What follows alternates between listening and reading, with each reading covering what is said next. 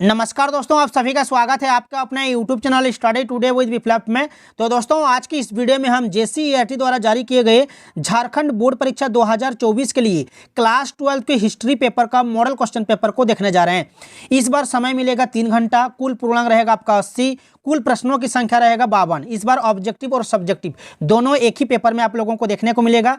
कुल प्रश्नों की संख्या 52 रहेगा। प्रश्न संख्या 1 से 30 तक आपका ऑब्जेक्टिव रहेगा। प्रश्न संख्या 31 से 38 तक आपका अति लघु, प्रश्न संख्या 39 से 46 तक लघु उत्तरीय रहेगा, जबकि 47 से 52 तक दीर्घ उत्तरीय प्रश्न रहेगा। तो आज की इस वीडियो में हम प्रश्न संख्या 1 से लेकर 30 तक सारे के सारे ऑब्जेक्टिव प्रश्नों को देखने वाले हैं।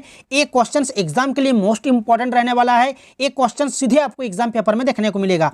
इसलिए सभी से रिक्वेस्ट है, वीडियो को कंप्लीट देखिए, वीडियो को लाइक कीजिए और सभी दोस्तों में शेयर कीजिए। तो चलिए वीडियो को स्टार्ट करते हैं। पहला क्वेश्चन है कि निम्न में से कौन सा स्थल रावी नदी के किनारे विकसित हुआ है। निम्न में से कौन सा स्थल रावी नदी के किनारे विकसित हुआ है? मोहनजोदड़ो, कोटदीजी, कालीबंगा या हड़प्पा?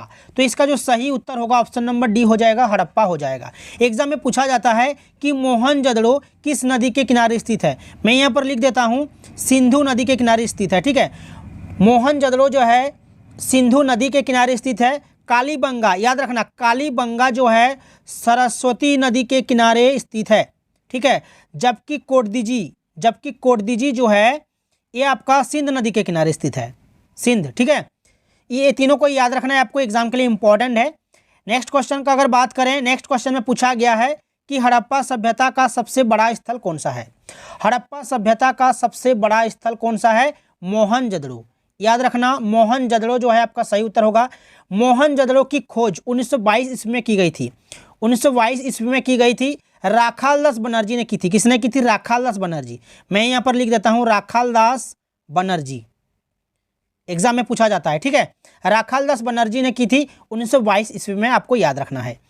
नेक्स्ट है कि सिंधु घाटी सभ्यता में एकमात्र बंदरगाह कहाँ स्थित है। सिंधु घाटी सभ्यता में एकमात्र बंदरगाह कहाँ स्थित है? बनवाली, लोथल, मोहनजोदड़ो या कालीबंगा? तो इसका जो सही उत्तर होगा यहाँ पर लोथल हो जाएगा, ऑप्शन नंबर बी। नेक्स्ट है कि बौद्ध साहित्य के अनुसार भारत में कितने महाजनपदों का विकास हुआ था। बौद्ध साहित्य के अनुसार भारत में कितने महाजनपदों का विकास हुआ था?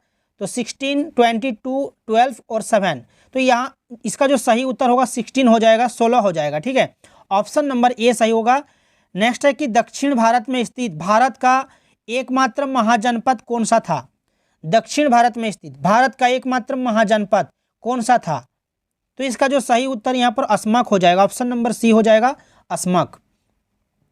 नेक्स्ट है कि अशोक के अभिलेख को सर्वप्रथम किसने पढ़ा था।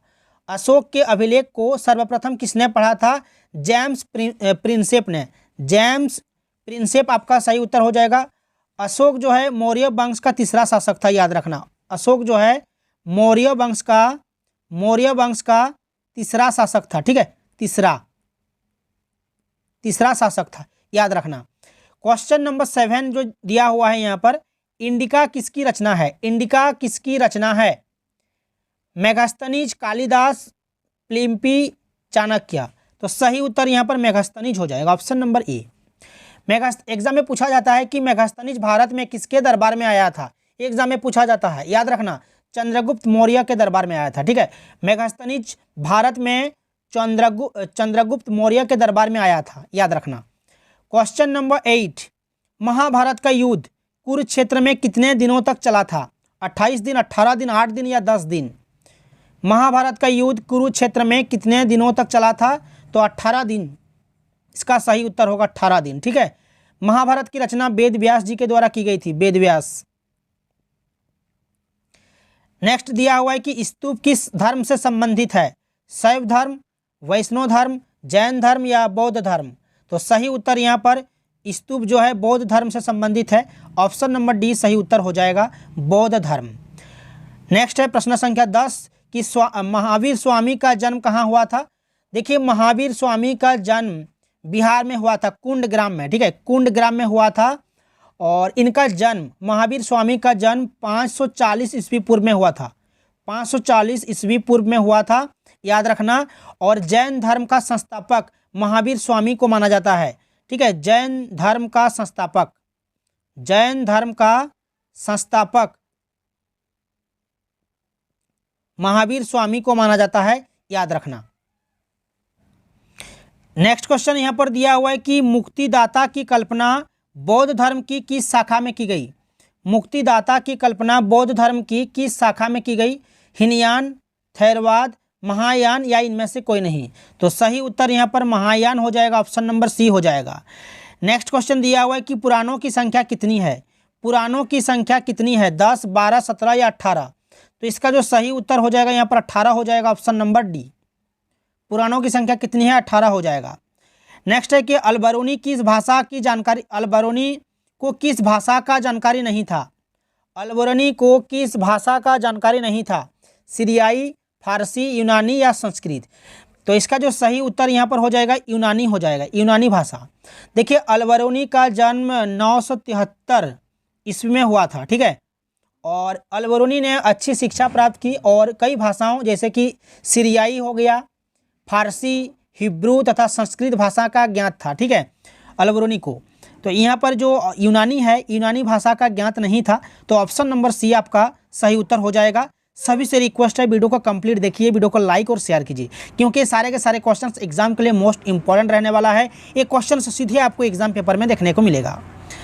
नेक्स्ट है कि इब्न बतूता ने किस पुस्तक की रचना की थी? इब्न बतूता ने किस पुस्तक की रचना की थी? किताब उल हिंद, आईने अकबरी, बाबरनामा या रिहला? तो यहाँ पर ऑप्शन नंबर बी आपका सही उत्तर हो जाएगा, रिहला हो जाएगा। नेक्स्ट है कि पीर का क्या अर्थ है? पीर का अर्थ यहाँ पर गुरु हो जाएगा, ऑप्शन नंबर ए, ठीक है, ऑप्शन नंबर ए आपका सही उत्तर हो जाएगा। नेक्स्ट है कि प्रसिद्ध सूफी संत मोइनुद्दीन चिश्ती का दरगाह कहाँ स्थित है? दिल्ली में, पटना, अजमेर या अजोधन? तो सही उत्तर यहाँ पर अजमेर हो जाएगा, अजमेर में, ऑप्शन नंबर सी सही होगा, अजमेर। नेक्स्ट है कि अलवार संप्रदाय के लोग किस देवता की उपासना करते हैं? अलवार संप्रदाय के लोग किस देवता की उपासना करते हैं? विष्णु, शिव, राम या कृष्ण? तो सही उत्तर यहाँ पर विष्णु हो जाएगा, ऑप्शन नंबर ए। नेक्स्ट है कि विजयनगर साम्राज्य के संस्थापक कौन हैं? विजयनगर साम्राज्य के संस्थापक कौन है? हरिहर और बुक्का? ये आपका सही उत्तर हो जाएगा, ऑप्शन नंबर सी, हरिहर और बुक्का, विजयनगर साम्राज्य के संस्थापक, ठीक है। इसकी स्थापना 1336 ईस्वी में हुआ था, ठीक है। नेक्स्ट है कि तेलुगु साहित्य अमुक्तमाल्यद की रचना किसने किया? तेलुगु साहित्य अमुक्तमाल्यद की रचना किसने किया था? वीर नरसिंह, कृष्णदेव राय, हरिहर या बुक्का? तो कृष्णदेव राय ने, ऑप्शन नंबर बी आपका सही उत्तर होगा।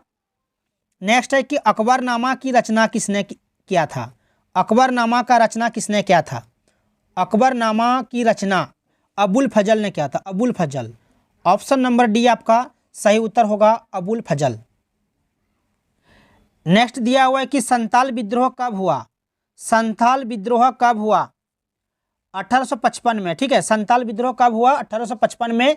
इस विद्रोह का नेतृत्व सिद्धू तथा कान्हू ने किया था, सिद्धू कान्हू ने किया था, ठीक है, ऑप्शन नंबर ए आपका सही उत्तर हो जाएगा। नेक्स्ट है कि दामिन एक कोह क्या है? उपाधि, जागीर, संतालों की भूमि या इनमें से कोई नहीं? तो दामिन एक कोह जो है संतालों की भूमि, ठीक है, ये आपका सही उत्तर होगा, ऑप्शन नंबर सी। नेक्स्ट है कि 1793 में जब स्थायी बंदोबस्त लागू हुआ था उस समय बंगाल में गवर्नर कौन थे? उस समय बंगाल के गवर्नर कौन थे? कार्नवालिस। कौन थे? कार्नवालिस, आपको याद रखना है, ऑप्शन नंबर बी। नेक्स्ट है कि 1857 का विद्रोह का प्रारंभ कहाँ से हुआ था? 1857 का विद्रोह का प्रारंभ कहाँ से हुआ था? दिल्ली, मेरठ, बंगाल या अवध? तो सही उत्तर यहाँ पर मेरठ हो जाएगा, ऑप्शन नंबर बी, मेरठ हो जाएगा। नेक्स्ट है कि सहायक संधि व्यवस्था को किसने प्रारंभ किया था? सहायक संधि व्यवस्था को किसने प्रारंभ किया था? तो इसका जो सही उत्तर हो जाएगा यहाँ पर बेलेजोली हो जाएगा, बेलेजोली जो है आपका सही उत्तर हो जाएगा। नेक्स्ट क्वेश्चन यहाँ पर दिया हुआ है कि चौरी चौरा कांड कब हुआ था? चौरी चौरा कांड कब हुआ था? चौरी चौरा कांड 5 फरवरी 1922 को हुआ था। 5 फरवरी, यहाँ पर 5 होगा, ठीक है, 5 फरवरी 1922 को होगा, ऑप्शन नंबर सी सही, ऑप्शन नंबर बी आपका सही उत्तर हो जाएगा। चौरी चौरा कांड कब हुआ था? 5 फरवरी 1922 ईस्वी को, ठीक है, ऑप्शन नंबर बी सही होगा। नेक्स्ट है कि महात्मा गांधी के राजनीतिक गुरु कौन थे? ऑप्शन में है फिरोज शाह, लाला लाजपत राय, गोपाल कृष्ण गोखले, चित्तरंजन दास। महात्मा गांधी के राजनीतिक गुरु, इनमें से सही उत्तर हो जाएगा आपका गोपाल कृष्ण गोखले हो जाएगा, option number C, Gopal Krishna Gokhale. Next है कि भारतीय संविधान सभा के स्थायी अध्यक्ष कौन नियुक्त हुए थे? भारतीय संविधान सभा के स्थायी अध्यक्ष कौन नियुक्त हुए थे? डॉक्टर राजेंद्र प्रसाद, अंबेडकर, जवाहरलाल नेहरू या सरदार पटेल। तो सही उत्तर हो जाएगा यहाँ पर डॉक्टर राजेंद्र प्रसाद हो जाएगा, ऑप्शन नंबर ए सही उत्तर हो जाएगा। नेक्स्ट क्वेश्चन दिया हुआ है कि भारतीय संविधान कब लागू हुआ था?